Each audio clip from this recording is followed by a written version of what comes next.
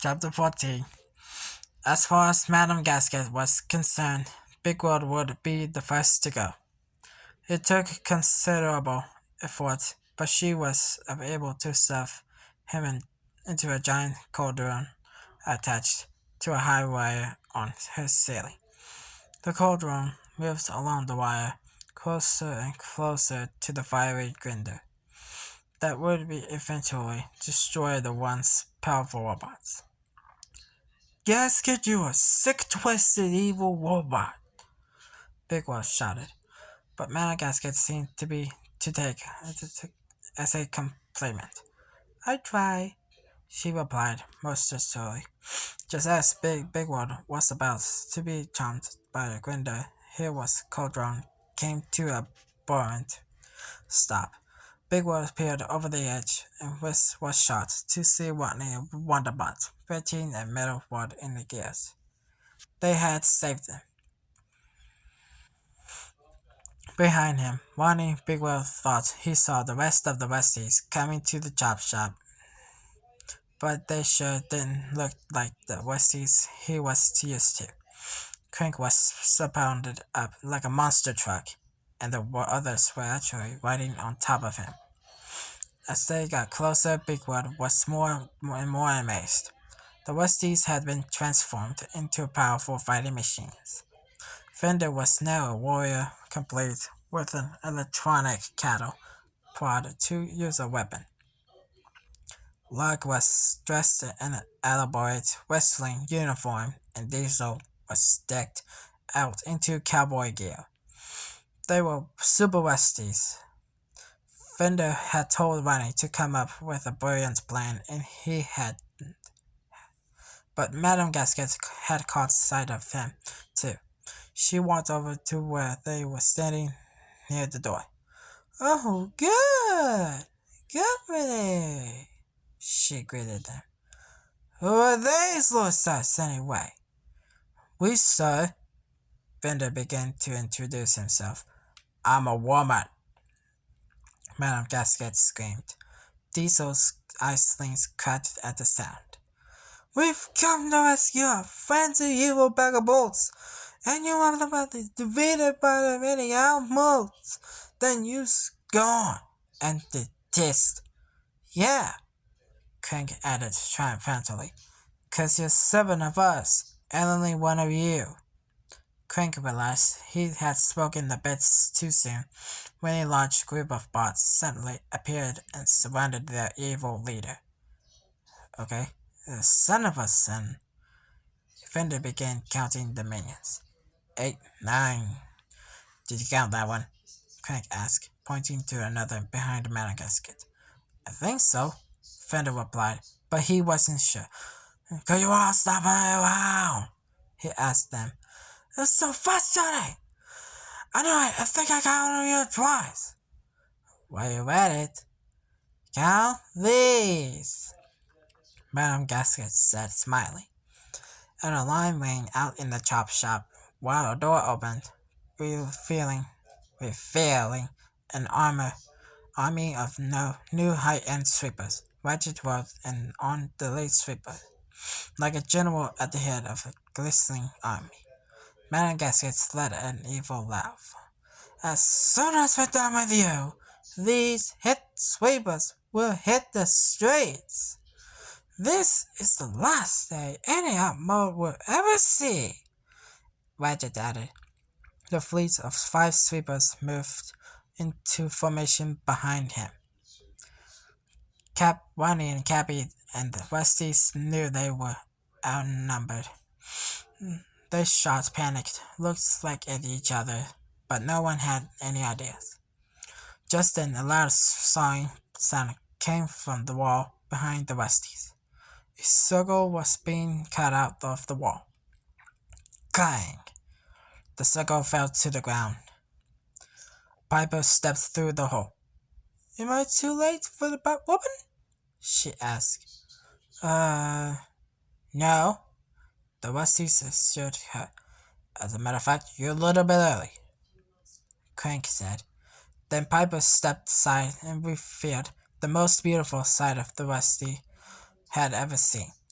All Elmo's Rodney had fixed where they were help them now. They were spinning their wrenches, ready to wield the sword of Madame Gasket in her chop shop. Piper smiled. Well, let's get started. The outmotors poured down the ramps of the chop shop. The battle was on. And Fan knocked down a whole crowd of the bad guys with a single turn of her derriere.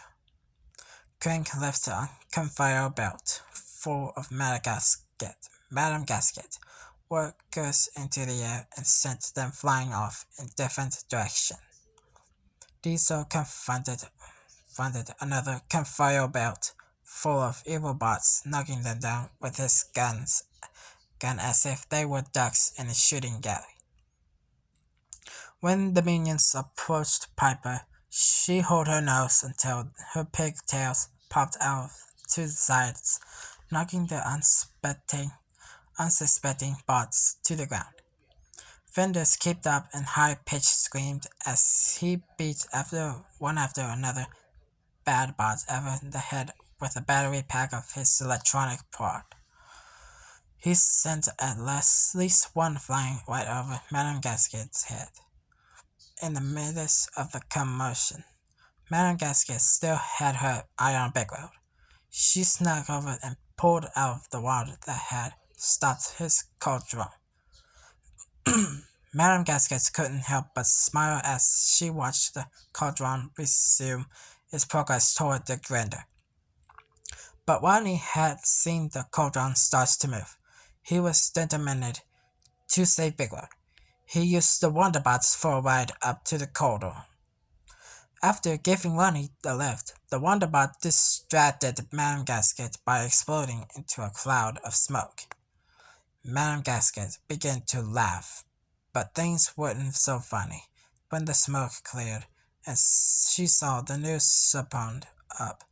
Wonderbots emerged with spinning tendrils. While the Wonderbot and Madame Gasket started fighting, Ronnie used his wrench to unhook Bigwell's cauldron. Holding on the chain, Bigwell and Ronnie were lifted into the rafters. Up there they could shiver the sunset didn't look good. Ratchets leading the sweepers toward the westies. Ronnie and Bigwell heard them yell, "Lunchtime, boys!" Luck was pushing one of the sweepers, trying to hold it back. Ronnie and Bigwell looked around for inspiration. They weren't about to give up. Ronnie spotted a large saw blade hanging from an archway directly above his head. Bigwell's eyes followed Ronnie's upward glance. "Are you thinking what I'm thinking?" he asked the young inventor. "I sure am," Ronnie cried, as he released the saw from its support beam. Ronnie and Bigwell swung down on the saw toward the sweepers. "City Infinity!" Ronnie yelled to Bigwell as they clung to the blade. "This isn't what I was thinking at all!" he shouted back. The pair smashed into the sweepers and were sent flying into the massive pile of junk. One by one, each sweeper fell over like the dominoes in Bigwell's mansion. Up above, Madame Gasket and the Wonderbots were still fighting. Finally, the Wonderbots managed to send Madame Gasket swinging down, out of control, on her harness. Far below, Regis was panicking. He jumped from his fallen sweeper and grabbed blindly at the only thing within his reach. He heard someone scream. "Ah! What are you doing? Get off me!" It was his mother, and she was furious. He had clutched onto the hem of her skirt. Together they swung on her harness, toward the grinder and Nerial mist. "Let me go! Do what I said! Get off!" she commanded Ratchet. Ratchet, fearing for his life, held tight to the chain. But as they swung again toward the grinder, the weight was too much. Snap! The chain broke, catapulting Madame Gasket into the grandeur once for all. The terrified Ratchet flew up into the ceiling on a reminder of the chain. Within seconds, the evil bot was right where he belonged, hanging next to his father from the ceiling of his mother's chop shop. Clang, clang, bang! Ratchet's upgrades fell from his body, revealing the skinny wiggling within. Now the Westies and Outmouths could see the truth. Beneath the upgrades, Ratchet was no better than they were. In fact, he was worse. The Westies looked down at the massive spires and junk beneath their feet. Big World and West Rodney were nowhere to be seen. Surely, even the toughest bot couldn't survive a crash like that. Just then, Rodney and Big World popped their heads from out of the pile. They were alive. Everyone cheered wildly. Piper ran to Rodney and hugged him tight. Kathy waited to hug Rodney, who was truly the bravest bot she had ever met.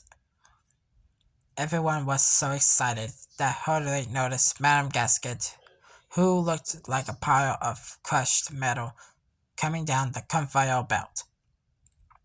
Big World turned to Rodney. "Come on, Rodney!